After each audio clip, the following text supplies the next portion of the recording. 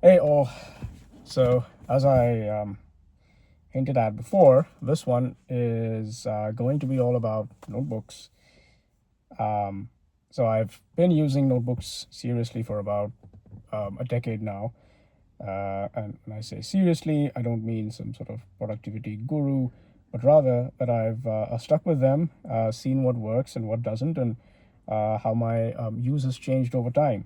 So this isn't sort of a here's my setup video, although that might happen later, and some of it is implicit in here, but it's more of a retrospective. So I'm gonna make this chronological and see where I started and where I ended up. So in the before times, I did have notebooks occasionally. I maybe wandered into a place and bought one now and then, but I definitely didn't really use them. So there were some scribbles, some half-filled pages, but nothing sustained.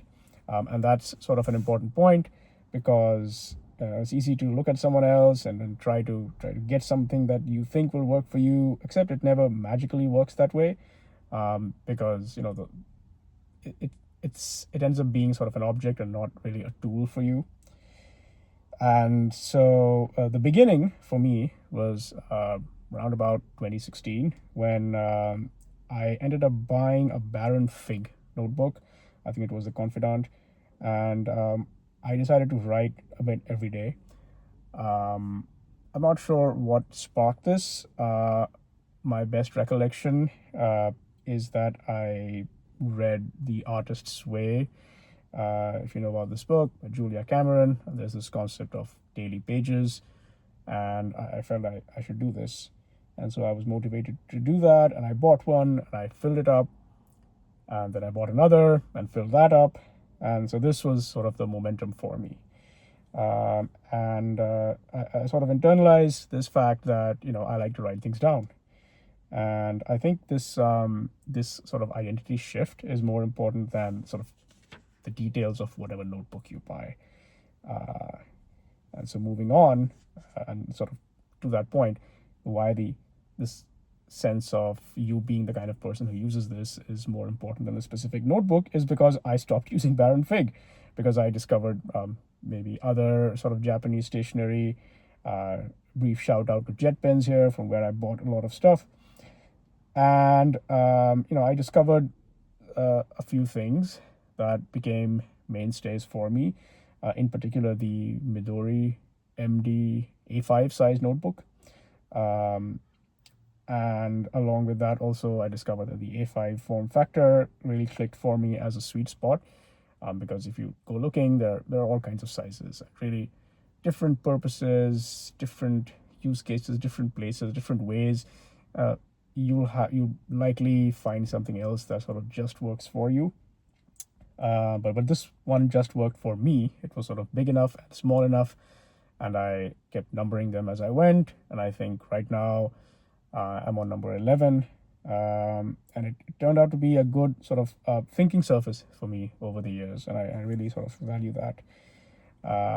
And by the way, so we were looking at notebooks here, but there's a parallel journey in pen and ink, etc. And perhaps we'll look at that in a future video as well.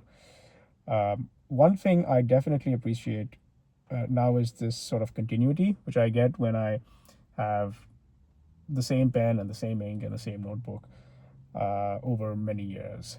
And yeah, I'm the sort of person who doesn't switch ink and pens much. I kind of find one that works, and then it becomes like a combo for me. So, moving on to perhaps some experiments along the way, which were sort of side detours for me. I got a couple of these Tomoe River journals. This was many years ago when there were fewer of them. I think there are too many now. There's this immense variety. But back then, I remember there was something called Nanami paper with 7Cs, etc. It doesn't matter, right? Uh, uh, it, um, it definitely led me to liking that flavor. And the other thing I tried I think back then was I got one of these A6 Hobonichi Tetros because, again, this is what you shouldn't do, right? Because I saw someone else using it and I was like, oh, this is good, and it did not work for me. Um, but more on that soon. The other thing in parallel with all this, just as I said, in parallel to the notebook journey, there's the pen and ink journey, is the digital tools journey. There's things I use that were evolving for me. Um, and that is also a very long story that we'll perhaps get into another time. The full gamut of various apps and services that I've tried.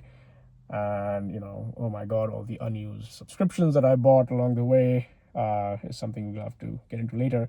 But a short, just a brief mention, I got into Roam Research in a big way. And that really framed my metaphor for things that click for me, and this sort of combination of like bullet journaling and outlining and linking and transclusion and all these things. And I used it a lot heavily for sort of digital daily journaling, where I would put a tag and use that for the day, and then have some sort of aggregation at a weekly level where you reference certain things from the daily tags and stuff like that. And a couple of years ago, I switched to Tana. Again, if you don't know this, that's fine. Which I consider sort of a modernized version of Roam Research. No offense to Roam fans, but eventually, what happened is that this portion of the use, which is its use as the daily and weekly journaling, migrated to paper notebooks. It took many, many, many years. So in the beginning, there was nothing. There was no journaling anywhere. Then later, there was journaling in Roam Research and then journaling in Tana. But then, the next sort of era was when last year I got a traveler's notebook. Each of these is actually like you can do a whole deep dive into them. I'm just skimming right now because I'm assuming that for those who know what it is, if you don't, it's this sort of like a folio that helps you hold inserts. And so I know I got these daily, monthly, and weekly inserts. They did not all stick for me, but the one I did use all the time was a daily insert, and I was like, okay, this works. So it feels very natural to sort of log things like this, sort of at the end of the day. And then I tried to aggregate this, and that worked well too for this weekly insert. But then I had no purpose for either the monthly insert or anything else. I bought some free form, and I thought I would doodle a bit, and all that never happened. But based on this, I developed this sort of annual ritual, which I've done for 5 years now. And again, that was first based on Roam Research, then Tana, and then last year based on these travelers' notebooks, which was to write a review of everything that happened in the year, because now you have source material for that. So you can look at like the highlights that you've picked, and I would maybe some people can just regurgitate this from memory, but that doesn't work for me. And it helps for me to be able to look at all these week by week and then sort of remember sort of all the big stuff that happened. And it's really satisfying, especially if you do that year after year. And so the other key change that happened when I moved from the journaling in the digital tools to these is that it's how you end the day. Because I don't know how it is for you, but if I'm on my laptop, because that's the best way to use some of these tools, and I'm writing in there, then there's 100 other things to do. Open some browser, do some random browsing, all that. Instead, you can sort of have this turn down time where you can keep, say, your phone and laptop away, and now you're simply journaling and perhaps doing other things that are not involving a screen. So that there's that benefit too. So yeah, this lasted all of last year. So that brings me to the next sort of phase, which is bringing up to the present day, which is sort of after having used this traveler's notebook for a while. I like the practice, but the form factor didn't appeal to me. And again, if you don't know this, it's sort of this longer vertical sort of thing, and I felt I wanted something wider. And then, I remembered, hey, the sweet spot for me is A5. I liked A5 for this this thinking journal use case, and I thought, well, let's use it more widely for everything else.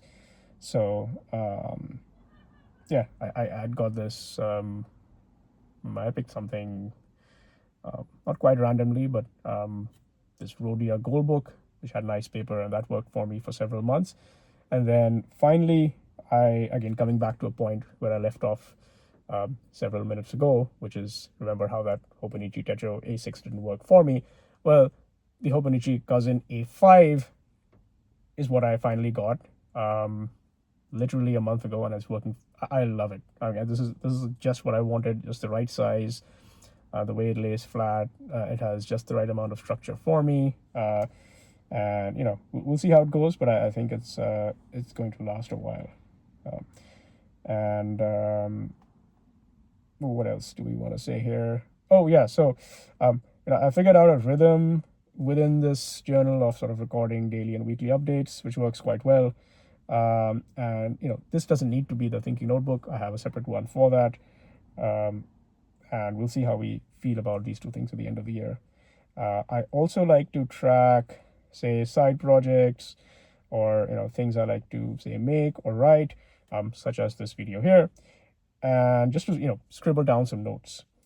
And I wanted to keep that separate from this, which is sort of a memory keeping / daily what happened type thing. And so I got a separate notebook for that. And let's see how that works too. So I got a separate A5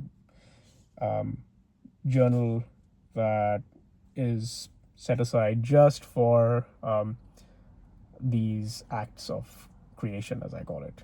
This stuff I wanted to either make, or something I want to write, or something I want to talk about. Anyway, moving on to the other sort of not quite a side topic, but related to this, is pocket notebooks, which is one of this, right? So I found them very useful for specific things. For example, I'm using this one right now to have scribbled notes on things that I want to talk about. And I have another one that's just a rolling to-do list. Literally sort of write a day, make check boxes, and keep it like an analog list you can tick things off from, so you can consider it a subset of what people call bullet journaling. It's not quite the same thing, but it works quite well. And I haven't mentioned this whole thing, but at some point we can talk about pen and paper and why that analog sense makes a difference, because it really does. But perhaps that's for another day. So in general, A5 notebooks for me are very useful for reflection, for synthesis, for planning, for memory keeping, etc. While pocket notebooks, which could be either field notes or just some other A7 size little notebook, are more sort of for execution and flow. So we've covered a bunch of stuff. Let's bring it all together. I think after 10 years, I've reached a point where I'm mostly satisfied with the way I use these things and the specific things that I think I would want to buy and use, etc.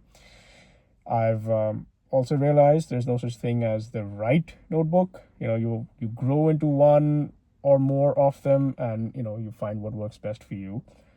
And I would say you definitely should try one of these if you've never tried one before. So don't put it off. Let it sort of take time.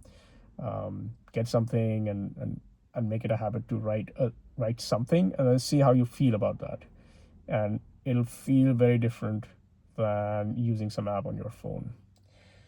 So there are too many benefits to having this physical sort of body-mind connection, and it's a great complement to the right set of digital tools.